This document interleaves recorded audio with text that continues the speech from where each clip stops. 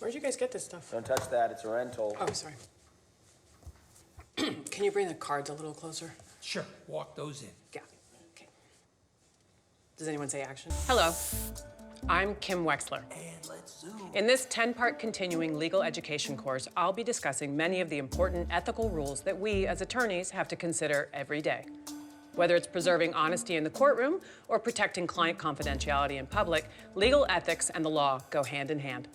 If you want to be a good lawyer, you have to be a good lawyer. Let's get started by talking about marketing. It may seem like a surprising topic to open a lecture series on ethics, but it's where every legal practice must begin.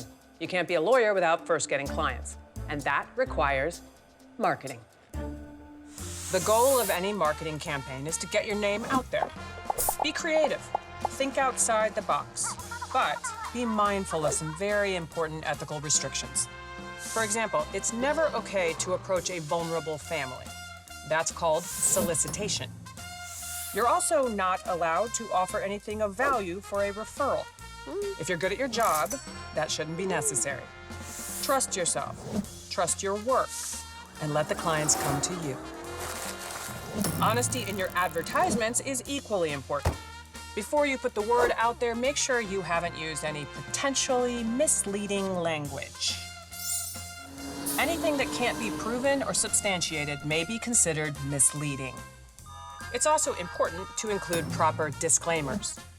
Even if the print is fine, it still needs to be there.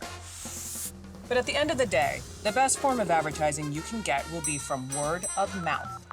If your clients are satisfied, they will refer you to their friends, who will refer you to their friends. Represent one client, and you represent countless potential clients and create endless opportunities to ethically grow your business. No matter what strategy you use, remember to be patient. Building a client base takes time. You won't become a household name overnight, so stay focused and keep working. And working and working. That's it for today. Next time, we'll discuss communication.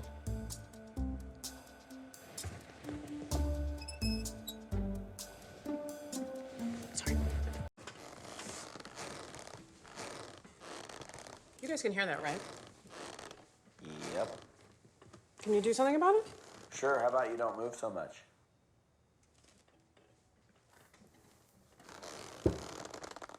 Welcome back to ethics training. Today's topic is communication.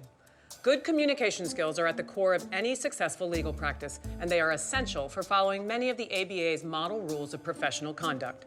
The rules are simple to start with. Don't lie. Pretty manageable, right? But what happens if you've said something misleading? What if a client acts on advice they thought was accurate that then turns out to be unreliable or even self-serving? As you can see, the ethical ice can become very thin very quickly. So next time you're strategizing with your client, negotiating with opposing counsel, or even making your case to a jury, be mindful of how you are presenting yourself and follow these strategies. Finally, if the lapse is serious enough, at a certain point it might be time to face the music. Do the right thing and own up to what you did. The disciplinary process can be daunting, but it's always better if you cooperate fully. And that's it. As you put these lessons into practice, remember nobody's perfect. Sometimes you will make mistakes. Thankfully, if you do, you can always call a lawyer. And walk off. Walk off, please. It's a privilege to serve clients. It really is. But I gotta tell you, some can be, let's call it, high maintenance. Before you change your number and move to Belize, here are some client management strategies I've picked up over the years. Set realistic expectations. Not every case can be a winner, no matter how hard we try. The best we can do is work with the facts we've got.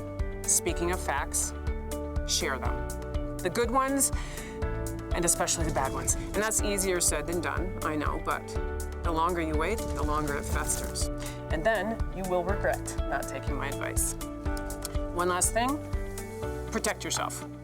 If a client threatens you with legal action, don't be afraid to give them a taste of their own medicine. And invest in a good set of locks on your front door. There are a lot of interesting characters out there. This has been a 2024 Tiny Terrier Doing Weights production.